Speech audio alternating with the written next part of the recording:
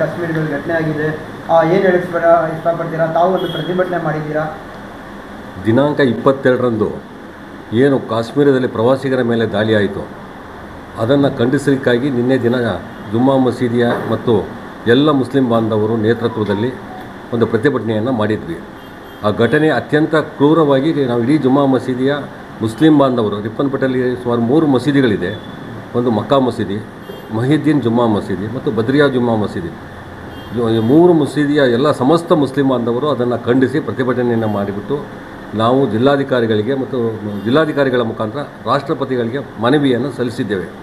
ಆ ಪ್ರತಿಭಟನೆಯ ನೇತೃತ್ವವನ್ನು ನಮ್ಮ ಜುಮ್ಮಾ ಮಸೀದಿ ಅಧ್ಯಕ್ಷರಾದಂಥ ಹಸನಬ್ಬರವರು ಹಾಗೂ ನಮ್ಮ ಗ್ರಾಮ ಪಂಚಾಯಿತಿಯ ಸದಸ್ಯರಾದಂಥ ಆಸಿಫ್ ಬಾಷಾರವರು, ನಮ್ಮ ಹಿರಿಯ ಮುಖಂಡರಾಗಿರ್ತಕ್ಕಂಥ ಚಾಬು ಸಾಹೇಬ್ರವರು, ನಮ್ಮ ಜುಮ್ಮಾ ಮಸೀದಿಯ ಉಪಾಧ್ಯಕ್ಷರಾದಂಥ ನಮ್ಮ ಹಸನರವರು ಮತ್ತು ಕಾರ್ಯಕಾರಿ ಸಮಿತಿ ಸದಸ್ಯರಾಗಿರ್ತಕ್ಕಂಥ ಆಜಾದ್ರವರು ಮತ್ತು ಮಹಿಯದಿಯವರು ಮತ್ತು ಎಲ್ಲ ಮುಸ್ಲಿಂ ಬಾಂಧವರು ಸೇರಿಬಿಟ್ಟು ನಿನ್ನೆ ಒಂದು ಪ್ರತಿಭಟನೆಯನ್ನು ಮಾಡಿದ್ದೇವೆ. ಇದು ಅಮಾನುಷವಾದಂಥ ದಾಳಿ. ಇದು ಬಹುಶಃ ನಾವು ನಿನ್ನೆ ಯಾವುದೇ ರಾಜಕಾರಣ ಮಾತಾಡಲಿಕ್ಕೆ ಹೋಗಲಿಲ್ಲ. ಈ ದಾಳಿಯ ಹಿಂದೆ ಬಹುಶಃ ಕೇಂದ್ರ ಸರ್ಕಾರದ ಒಂದು ಭದ್ರತೆಯ ವೈಫಲ್ಯವೂ ಕೂಡ ಎದ್ದು ಕಾಣ್ತಾ ಇದೆ ನಮಗೆ. ಆ ದಾಳಿ ನಡೆದಂಥ ಸಂದರ್ಭದಲ್ಲಿ ಸುಮಾರು 2,000 ಜನ ಪ್ರವಾಸಿಗರು ಅಲ್ಲಿ ಸೇರಿರ್ತಕ್ಕಂಥ ಸಂದರ್ಭದಲ್ಲಿ ಅಲ್ಲಿ ಯಾವುದೇ ಭದ್ರತೆಗಳು ಅಲ್ಲಿ ಇರಲಿಲ್ಲ. ಕಾರಣ ಇಷ್ಟೇ, ಯಾಕೆ ಭದ್ರತೆ ಇರಲಿಲ್ಲ ಅಂದರೆ ಆ ಭದ್ರತೆಗೂ ಮತ್ತು ಕಾಶ್ಮೀರ ಸರ್ಕಾರಕ್ಕೂ ಯಾವುದೇ ಸಂಬಂಧಗಳು ಇಲ್ಲ. ಈಗ ಕಾಶ್ಮೀರ ಒಂದು ರಾಜ್ಯವಾಗಿ ಉಳಿದಿಲ್ಲ, ಅದು ಕೇಂದ್ರಾಡಳಿತ ಪ್ರದೇಶವಾಗಿರೋದ್ರಿಂದ ಅಲ್ಲಿಯ ಪೊಲೀಸ್ ವ್ಯವಸ್ಥೆ ಮತ್ತು ಮಿಲಿಟರಿ ವ್ಯವಸ್ಥೆ ಕೇಂದ್ರದ ಅಧೀನದಲ್ಲಿರುತ್ತೆ. ಹಾಗಾಗಿ ಅಲ್ಲಿ ಯಾವುದೇ ಇಲ್ಲ. ದಾಳಿ ನಡೆದಂಥ ಸಂದರ್ಭದಲ್ಲಿ, ಪ್ರತಿ ಬಾರಿ ದಾಳಿ ನಡೆದಂಥ ಸಂದರ್ಭದಲ್ಲಿ ಈ ದೇಶದ ಪ್ರಧಾನಮಂತ್ರಿಗಳು ಹೊರ ರಾಷ್ಟ್ರದಲ್ಲಿ ಇರ್ತಾರೆ. ಅದನ್ನು ಖಂಡಿಸಲಿಕ್ಕಾಗಿ ಕನೇ ಪಕ್ಷ ಅದು ಅವರಿಗೆ ಸಾಂತ್ವನ ಹೇಳಲಿಕ್ಕಾದರೂ ಕೂಡ ಅವರು ಬರಲಿಲ್ಲ. ಅವರು ರಾಜಕೀಯ ಉದ್ದೇಶದಿಂದ ಬಿಹಾರಕ್ಕೆ ಹೋಗಿ ರಾಜಕಾರಣವನ್ನು ಮಾಡ್ತಾರೆ. ಕೇಂದ್ರದ ಹೈ ವೋಲ್ಟೇಜ್ ಭದ್ರತಾ ಸಭೆಯಲ್ಲೂ ಕೂಡ ಅವರು ಭಾಗವಹಿಸಲಿಲ್ಲ.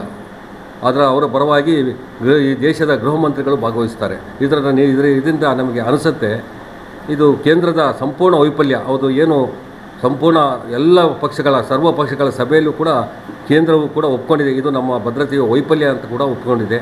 ಆ ದಾಳಿಯ ಹಿಂದೆ ಯಾರಿದ್ದಾರೆ ಅವರಿಗೆ ಅವರ ವಿರುದ್ಧವಾಗಿ ಸೂಕ್ತವಾದಂಥ ಕ್ರಮವನ್ನು ಕೇಂದ್ರ ಸರ್ಕಾರವು ತೆಗೆದುಕೊಳ್ಬೇಕು. ಮತ್ತು ಯಾರ್ಯಾರು ಇವರ ಈ ಭಯೋತ್ಪಾದನೆ ಮತ್ತು ಈ ಭಯೋತ್ಪಾದನೆಯನ್ನು ಮಾಡ್ತಾರೆ ಅವರಿಗೆ ಸಹಕಾರವನ್ನು ಕೊಡ್ತಾರೆ, ಅವ್ರ ವಿರುದ್ಧವೂ ಕೂಡ ಈ ಕ್ರಮವನ್ನು ತಗೋಬೇಕು. ಯಾಕಂದರೆ ಬರೀ ಭಯೋತ್ಪಾದನೆ ಬರೀ ಪಾಕಿಸ್ತಾನದವರೇ ಇಲ್ಲ, ಪಾಕಿಸ್ತಾನದವರಿಗೆ ಅಲ್ಲಿ ಕಾಶ್ಮೀರದಲ್ಲಿರ್ತಕ್ಕಂಥ ಸ್ಥಳೀಯರು ಕೂಡ ಸಹಾಯವನ್ನು ಮಾಡ್ತಾರೆ.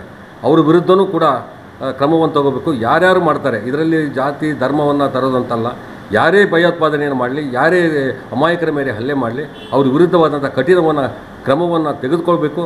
ಮುಂದೆ ಯಾವತ್ತೂ ಈ ಥರದ ಆಗಬಾರ್ದು. ನೀವು ಪಾಕಿಸ್ತಾನದ ವಿರುದ್ಧವಾಗಲಿ ಭಯೋತ್ಪಾದನೆಯ ವಿರುದ್ಧವಾಗಲಿ ಯಾವುದೇ ಕ್ರಮವನ್ನು ತೆಗೆದುಕೊಂಡರೂ ಕೂಡ ಇಲ್ಲಿಯ ಮುಸಲ್ಮಾನರು, ಈ ದೇಶದ ಮುಸಲ್ಮಾನರು ಪ್ರಥಮವಾಗಿ ಈ ದೇಶದ ಪರವಾಗಿ ನಿಲ್ತಾರೆ ಅಂತಕ್ಕಂಥದ್ದನ್ನು ನಾವು ಭಾಳ ಸಂತೋಷದಿಂದ ಹೇಳ್ತೇವೆ. ಯಾಕಂದರೆ ನಾವು ಈ ಮಣ್ಣಿನಲ್ಲೇ ಹುಟ್ಟಿದವರು ಅಥವಾ ಈ ಮಣ್ಣಿನಲ್ಲೇ ಮಣ್ಣಾಗ್ತಕ್ಕಂಥವ್ರು. ದೇಶ ನಮಗೆ ಮೊದಲು, ಆನಂತರ ನಮಗೆ ಬೇರೆ. ಹಾಗಾಗಿ ಭಯೋತ್ಪಾದನೆಯ ವಿರುದ್ಧ ಯಾರೇ ಸಹಕಾರವನ್ನು ಕೊಡಲಿ, ಅವರ ವಿರುದ್ಧ ಯಾವುದೇ ರಾಷ್ಟ್ರವನ್ನು ಕೊಡಲಿ, ಇಡೀ ಒಕ್ಕಲಿನ ಪ್ರಪಂಚದ ಎಲ್ಲ ಮುಸ್ಲಿಂ ರಾಷ್ಟ್ರಗಳು ಕೂಡ ಇದನ್ನು ಖಂಡಿಸಿದ್ದಾರೆ. ನಾವು ಕೂಡ ಅತ್ಯಂತ ಕಠಿಣ ಶಬ್ದಗಳಿಂದ ಇದನ್ನು ಖಂಡಿಸ್ತೇವೆ. ನನ್ನ ಹೆಸರು ಆಸಿಫ್ ಬಾಷಾ ಅಂತ, ಗ್ರಾಮ ಪಂಚಾಯತಿ ಮೆಂಬರ್, ತಾಲೂಕು ಮೈನಾರಿಟಿ ಪ್ರೆಸಿಡೆಂಟು ಮತ್ತು KDP ತಾಲೂಕು KDP ಮೆಂಬರ್. ನಿನ್ನೆ ದಿವಸ ನಾವು ಏನು ಪಹಲ್ಗಾಮ್ ದಾಳಿಯಾಗಿದೆ 2005 ಏಪ್ರಿಲ್ 22ರಂದು, ಅದ್ರ ವಿರುದ್ಧ ನಿನ್ನೆ ಇಡೀ ಮುಸ್ಲಿಂ ಸಮಾಜ ನಮ್ಮ ತಾಲೂಕಿನಾದ್ಯಂತ ಮತ್ತು ನಮ್ಮ ರಿಪ್ಪನ್ಪೇಟೆಯಲ್ಲಿ ಎಲ್ಲ ಮುಸ್ಲಿಂ ಬಾಂಧವರು ಬಂದು ನಿನ್ನೆ ಒಂದು ಪ್ರತಿಭಟನೆ ಮಾಡಿದ್ದೀವಿ. ನಿನ್ನೆ ಜುಮ್ಮಾ ನಮಾಜಿನ ನಂತರ ನಾವು ಹೇಳೋದು ಇಷ್ಟೇ, ಈ ದೇಶದಲ್ಲಿ ಮಾನವೀಯತೆ ಉಳಿಬೇಕು, ಶಾಂತಿ ಉಳಿಬೇಕು, ಉಗ್ರವಾದ ಮತ್ತು ಭಯೋತ್ಪಾದನೆ ಇಲ್ಲಿ ಕೊನೆಗೊಳ್ಳಬೇಕು. ಈ ದೇಶದಲ್ಲಿ ಏನೇ ಒಂದು ಘಟನೆಗಳಾದಾಗ ಮುಸ್ಲಿಂ ಸಮುದಾಯವನ್ನು ಅಪರಾಧಿ ಸ್ಥಾನಕ್ಕೆ ತಗೊಂಡು ನಿಲ್ಲಿಸ್ತಾರೆ. ಯಾವುದೋ ಪಾಕಿಸ್ತಾನ ಮುಸ್ಲಿಂ ಬಾಂಬ್ ಹಾಕಿದಾಗ ಭಾರತದ ಮುಸ್ಲಿಮಿಗೆ ಅಪರಾಧಿ ಸ್ಥಾನ ಶಿಕ್ಷೆಗೆ ಗುರಿ ಹಾಕಿಸ್ತಾರೆ. ಇದರಿಂದ ನಮಗೆ ಮನಸ್ಸಿಗೆ ತುಂಬ ನೋವಾಗುತ್ತೆ. ನಾವು ಈ ದೇಶದಲ್ಲಿ ಹುಟ್ಟಿದ್ದೀವಿ, ನಮಗೆ ದೇಶ ಮೊದಲು, ಧರ್ಮ ಆಮೇಲೆ. ಫಸ್ಟು ದೇಶನ ಚೆನ್ನಾಗಿದ್ದರೆ ಇಲ್ಲಿ ಧರ್ಮ ಯಾವ ರೀತಿ ಬೇಕಾದರೂ ಉಳಿಯುತ್ತೆ. ದೇಶನೇ ಉಳಿದಿಲ್ಲ ಅಂತ ಹೇಳಿದ್ರೆ ಧರ್ಮ ಉಳಿಯಲ್ಲ. ಹಾಗಾಗಿ ಈ ರೀತಿಯ ದಾಳಿಗಳಾದಾಗ ಧರ್ಮವನ್ನು ತಗೊಬಂದು ಧರ್ಮದಲ್ಲಿ ಅಮಾಯಕ ಜನರನ್ನ ಅದರಲ್ಲಿ ಸಿಕ್ಕಿಸಿ ಅಲ್ಲಿ ರಾಜಕೀಯ ಮಾಡೋದು ಈ ದೇಶದ ಕೆಲ ಮಾಧ್ಯಮಗಳು, ಇವತ್ತು ಹೇಳಬೇಕಂತ ಹೇಳಿದ್ರೆ ಕೆಲ ಮಾಧ್ಯಮಗಳು ಈ ದೇಶದಲ್ಲಿ ಕೋಮುವಾದವನ್ನು ಬಿತ್ತುವ ಕೆಲ ಮಾಧ್ಯಮಗಳು. ಈಗ ನಾವು ಮೊನ್ನೆ ನೋಡಿದ್ವಿ, ಎಲ್ಲೋ ಕಾಶ್ಮೀರ ಈ ದೇಶದ ಒಂದು ಸ್ವರ್ಗ, ಹಾಗಾಗಿ ಅಲ್ಲಿ ಎಲ್ಲ ಭಾಗದ ಪ್ರವಾಸಿಗರು ಅಲ್ಲಿ ಹೋಗ್ತಾರೆ. ಆ ಪ್ರವಾಸಿಗರು ಹೋದಂಥ ಸಂದರ್ಭದಲ್ಲಿ ಯಾವತ್ತೂ ಕೂಡ ಇಸ್ಲಾಂ ಉಗ್ರವಾದವನ್ನು ಬೆಂಬಲಿಸಲಿಲ್ಲ. ಇಸ್ಲಾಂ ಶಾಂತಿ, ಸೌಹಾರ್ದತೆ, ಸಹೋದರತೆ, ಭ್ರಾತೃತ್ವ ಇದಕ್ಕೆ ಹೆಚ್ಚಿನ ಒತ್ತು ಕೊಟ್ಟಿರೋದು. ಇಸ್ಲಾಂ ಒಂದು ಶಾಂತಿಯುತವಾದ ಧರ್ಮ. ಇಲ್ಲಿ ಯಾವುದೇ ಒಂದು ದಾಳಿಗಳಾದಾಗ ಧರ್ಮವನ್ನು ಹೇಳ್ತಾ ಬಂದುಬಿಡ್ತಾರೆ. ಅದು ನಮಗೆ ತುಂಬ ನೋವಾಗುತ್ತೆ. ನಮಗೂ ಪಾಕಿಸ್ತಾನದ ಮುಸ್ಲಿಮ್ಸಿಗೂ ಸಂಬಂಧನೇ ಇಲ್ಲ. ನಾವು ಈ ದೇಶದಲ್ಲಿ ಹುಟ್ಟಿದ್ದೀವಿ, ಈ ದೇಶದಲ್ಲಿ ಮಣ್ಣಾಗ್ತೀವಿ. ಹಾಗಾಗಿ ಮಾಧ್ಯಮಗಳು ಈ ರೀತಿಯ ಒಂದು ಸುಳ್ಳು ಅಪಪ್ರಚಾರ ಮಾಡಿದಾಗ ಅವ್ರ ಮೇಲೆ ಕ್ರಮ ತಗೊಳ್ಬೇಕು. ಆವಾಗ ಈ ದೇಶ ಶಾಂತಿಯಾಗಿರುತ್ತೆ ಅಂತ ನನ್ನದೊಂದು ಅಭಿಪ್ರಾಯ. ಮತ್ತು ಅವತ್ತು ಏನು ದಾಳಿ ಆದಾಗ ಒಬ್ಬ ಕುದುರೆ ಸವಾರ ತನ್ನ ಜೀವವನ್ನು ಪಣಕ್ಕಿಟ್ಟು ಅಲ್ಲಿರುವಂತಹ ಏನು ಈಗ ಶಿವಮೊಗ್ಗದ ಮಂಜುನಾಥ್ ಇರ್ಬೋದು, ಬೆಂಗಳೂರಿನ ರಾಜೇಶ್ ಇರ್ಬೋದು, ಮತ್ತೊಬ್ಬರು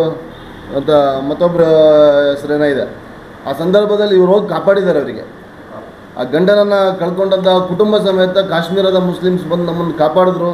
ಒಬ್ಬ ಕುದುರೆ ಸವಾರ ಅವನ ಜೀವನ ಪಣಕ್ಕಿಟ್ಟು ಆ ಭಯೋತ್ಪಾದಕರ ಕೈಯಲ್ಲಿರುವಂತಹ ರೈಫಲನ್ನು ತೆಗಿಯೋಕ್ಕೆ ಪ್ರಯತ್ನ ಪಟ್ಟಿದ್ದಾನೆ. ಆ ಸಂದರ್ಭದಲ್ಲಿ ಅವನಿಗೂ ಶೂಟ್ ಮಾಡಿ ಅವನು ಸತ್ತೋಗಿದ್ದಾರೆ. ಅಲ್ಲಿ ಸತ್ತಿದ್ರಲ್ಲಿ ಮುಸ್ಲಿಮ್ಸು ಕುಟುಂಬಗಳ ಸಮೇತ ಸತ್ತಿದೆ. ಈ ರೀತಿ ಈ ಮಾಧ್ಯಮಗಳು ಇದನ್ನು ಬಿತ್ತನೆ ಮಾಡಬೇಕಾದ್ರೆ ಈ ವಿಚಾರ ತೋರಿಸಲ್ಲ. ಅಲ್ಲಿ ಬಿಸ್ಮಿಲ್ಲಾ ಅಂತ ಹೇಳಿ ಬಂದರು ಅಂತ ಹೇಳ್ತಾರೆ ಬಿಟ್ಟರೆ ಮಾಧ್ಯಮದವರು ಬಿಸ್ಮಿಲ್ಲಾ ಅಂತ ಹೇಳಿ ಇಲ್ಲಿ ಎರಡು ಮಕ್ಕಳನ್ನ, ಒಂದು ತಾಯಿ ಒಬ್ಬ ಮಗನ ಕಾಪಾಡಿದ ವಿಚಾರ ಮಾಧ್ಯಮ ತೋರಿಸೋದೇ ಇಲ್ಲ. ನನ್ನ ಹೆಸರು ಹಸನಬ್ಬ ಅಂತೇಳಿ ಮೊಹಿದ್ದೀನ್ ಜುಮ್ಮಾ ಮಸೀದಿ ರಿಪ್ಪನ್ಪೇಟೆಯ ಅಧ್ಯಕ್ಷರಾಗಿದ್ದೀನಿ. ನಿನ್ನೆ ನಾವು ಪಹಲ್ಗಾಮ್ನಲ್ಲಿ ನಡೆದಿರ್ತಕ್ಕಂತಹ ಘಟನೆಯ ಬಗ್ಗೆ ಒಂದು ಪ್ರೊಟೆಸ್ಟ್ ಮಾಡಿದ್ವಿ. ಇದು ಯಾವ ರೀತಿ ಆಗ್ತಾ ಇದೆ ಅಂತ ಹೇಳಿದರೆ, ನಮ್ಮ ಸ್ನೇಹಿತರು ಹೇಳಿದಂತೆ ಈಗ ಅದು ಕೇಂದ್ರ ಸರ್ಕಾರದ ವೈಫಲ್ಯನೇ ಅಂತಲೇ ಹೇಳ್ಬೋದು. ಯಾಕೆಂತೇಳಿದರೆ ಅಲ್ಲಿ ಒಂದು ಗಂಟೆ ಆದರೂ ಕೂಡ ಮಿಲ್ಟ್ರಿ ಅಲ್ಲಿ ಬರಲಿಲ್ಲ. ಅದು ಅಲ್ಲದೆ ಅಲ್ಲಿ ಮಿಲ್ಟ್ರಿಯ ಸೆಕ್ಯೂರಿಟಿ ಇರಲಿಲ್ಲ.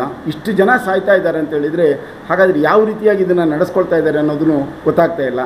ಈಗ ದೇಶ ಅಂತಕ್ಕಂಥದ್ದು ನಮ್ಮ ಒಂದು ಆತ್ಮ ಇದ್ದಂತೆ ನಮ್ಮ ಹೃದಯದಲ್ಲಿ ಇದನ್ನು ಇಟ್ಕೊಳ್ಬೇಕು ಬಿಟ್ಟು ನಾವು ಆ ದೇಶದಲ್ಲಿ ರಾಜಕೀಯವನ್ನು ಮಾಡಬಾರ್ದು. ಯಾವತ್ತೂ ದೇಶ ರಾಜಕೀಯ ಮಾಡಲಿಕ್ಕೆ ಇರ್ತಕ್ಕಂಥದ್ದಲ್ಲ. ರಾಜಕೀಯನೇ ಬೇರೆ, ದೇಶನೇ ಬೇರೆ. ದೇಶ ಎಂದಾಗ ಒಂದು ಪ್ರೀತಿ, ವಿಶ್ವಾಸ, ಸ್ನೇಹ ಅದರಲ್ಲಿ ಬರಬೇಕು ಅಂತಕ್ಕಂಥದ್ದು ನಾನು ಹೇಳಲಿಕ್ಕೆ ಇಷ್ಟಪಡ್ತೇನೆ. ಹಿಂದೂಗಳು ಅಂತಕ್ಕಂತಹ ಭೇದ ಭಾವ ಏನಿಲ್ಲ. ಯಾವುದೇ ಭಾರತೀಯ ಮುಸಲ್ಮಾನರಾಗಿರ್ತಕ್ಕಂಥವರು ಏನು ಮಾಡೋದಿಲ್ಲ, ಯಾವುದೇ ಟೆರ್ರಿಸ್ಟ್ ಆಗಿರೋದಿಲ್ಲ.